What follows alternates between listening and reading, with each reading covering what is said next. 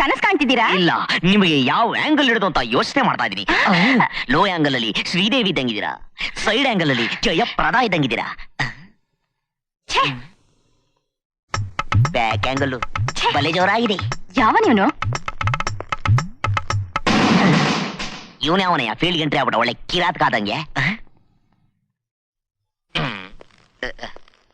ಓ ನಂಗೊತ್ತು ನೀವು ನನ್ನ ತಾನೇ ಹುಡ್ಕೊಂಡ್ ಬಂದಿರೋದು. ಈ ನಟ, ನಿರ್ಮಾಪಕ, ನಿರ್ದೇಶಕ ರೋಹನ್ ಕುಮಾರ್ ಅಶೋಕ ಹೋಟ್ಲಲ್ಲೇ ಇರ್ಲಿ, ಆಸ್ಪತ್ರೆಯಲ್ಲೇ ಇರ್ಲಿ 106 ಜನ ಹುಡ್ಕೊಂಡ್ ಬರ್ತಾನೆ ಇರ್ತಾರೆ. ಹಂಗೆ ನೀವು ಬಂದಿದ್ದೀರಾ, ನೋ ಪ್ರಾಬ್ಲಮ್.